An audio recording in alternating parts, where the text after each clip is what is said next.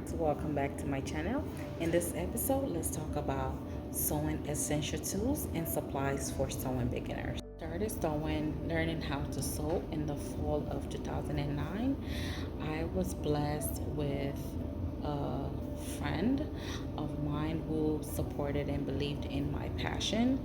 It just started as an interest, and luckily enough, a friend of mine, actually the mother of my friend, volunteered to buy me my first sewing machine.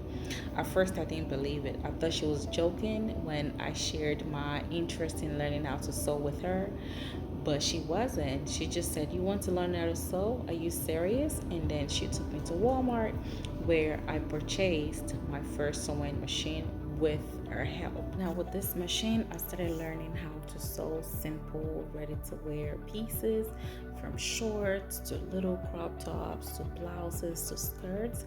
And I started sewing for other people as well. People would reach out to me after seeing my pictures on Facebook, and even some of my friends that were kind enough to showcase these designs for me. And it morphed from that point on. The beginning of my sewing journey definitely was a learning curve, which came with a lot of frustrations on my part, because I would get my sewing wrong, and I would have to sometimes loosen the clothing and start over. Of course, I didn't let the frustrations get to me. I used it as a learning process. I used sewing failures again as learning, and I was improving my sewing craft, as I was growing, and I am still learning and I'm still developing myself to learn different sewing projects, different sewing methods, learning about sewing trends, and just finding different ways to develop and grow as a fashion designer and a sewing enthusiast have that will get you started. First, a sewing machine. Of course, we know that you cannot do with a sewing machine. However, if you do not have the right funds to get you started, before you consider buying a sewing machine, I would suggest that you talk to family and friends just to find out if any of them have a sewing machine that they will be willing to either borrow you to get started or even possibly given to you. And you will be surprised that there's a lot of women out there that have a sewing machine, a new sewing machine that they've never used before, or even fairly used, that they have no plans of using, but they love the idea of just having a sewing machine, and possibly one day the goal is to use it. So you just never know, by reaching out to a friend or two, or family member, and just to find out who has a sewing machine that you can use to get you started until you are able to buy your own sewing machine. You can also find amazing deals on Facebook Marketplace, or OfferUp, for fairly used sewing machines that will get you started on your sewing projects at a low cost. Sharp scissors and a pair of thread trimming scissors, a small scissors and a big scissors. That way you have one to cut off the thread, and you have one to actually cut your fabrics. When I started, I didn't have a thread trimming scissors. I only had a regular cutting scissors. So you want to have both. Cutting mats, this will help your fabric to lay properly. This will help your fabric to lay down properly. You need a rotary cutter. This will also help you when you are cutting your fabric. And lastly, you want to get your picking shears. Picking shears, as this will help the edge of your fabric from fraying. Instead of a rigid ruler, get you a tape measure. This you can take with you anywhere you go, and I recommend that you start with an all-purpose thread. Now you can get black and white. As you're practicing, you can use this until you You can use this to start your sewing projects, and as you advance, you can start matching your thread with your fabrics. So to start, get your notebooks thread, as this will work with most of your sewing projects. When you're starting to sew, you can get your fabrics from Walmart. You can buy small pieces of fabrics to learn with, to practice with, and also you can ask for remnants from sewing stores like Joann's Fabric or Hobby Lobby, just to see if they have any remnants of fabrics that you can use to practice your projects. And also you won't be spending so much on fabrics as you are practicing. Now, once you've gotten to a stage where you can start investing into your fabrics, I recommend that you start buying high quality fabrics to invest on.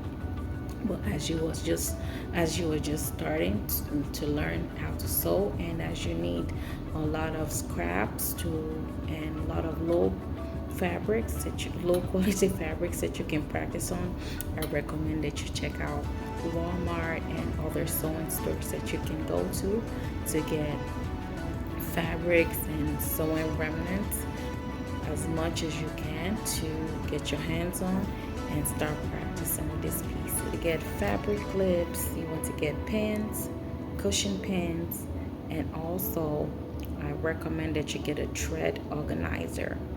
Now, first, with the black and white threading, you may not necessarily need an organizer, but once you start getting different type of color thread, and just to keep your sewing area and your sewing supplies organized, I definitely recommend that you get yourself a sewing supplies tools, the organizer and a thread organizer. That way you keep everything well organized, and in the middle of your sewing projects you're not looking everywhere for where is this and where is that.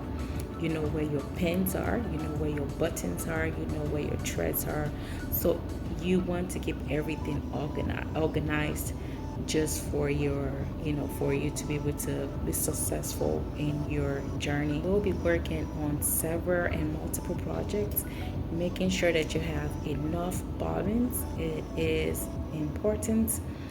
On multiple sewing projects, it is very helpful for you to have a bobbin case and extra bobbin on hand, empty and also threaded. You can also have you can have your thread already threaded on the rolled on the bobbins. That way you have it ready and to go if need be. However, getting a case for your bobbin, it is very important, as this will help you, especially if you have a lot of project that you're working on. You don't have to be looking around for your bobbins. You already know you have extra to use, and you have one that's available if need. Self a pin cushion or a magnetic pin holder. Now for me, pin cushion works best for me. I haven't tried the magnetic pin holder, but the pin cushion worked best for me. I even had a pin cushion that goes around the wrist like a watch, and this really is very helpful for me, because I just insert it right into the pin cushion and I just go as I work. And so you might want to check this out at the store and see if they have something like that you can just take with you as you go. Fabric marking tool. You can either use chalk, you can use any type of a marking tool that can easily wash away on the fabric. Now, I've tried to use a pencil before. This was a very long time ago when I didn't really know exactly what to get. I tried a pencil and that didn't really work well for me. So learn from my mistake, and try to go with a chalk. And there's even a pen. It's a chalk that's in the form of a pencil. You can check that out, and that's actually also very helpful if you don't like carrying the regular chalk around. They even have the flat chalks that you can also order on Amazon. So there are so many marking tools that you can get out there, and different stores have them. So do your findings and find out where you can get a chalk. But this is really great, especially when you are marking your fabric and when you are cutting your fabric and drafting your projects. You need to have a marking tool. As you are measuring, you can see the lines, you know what you're measuring, you know what you're working with. So make sure you get yourself a marking tool.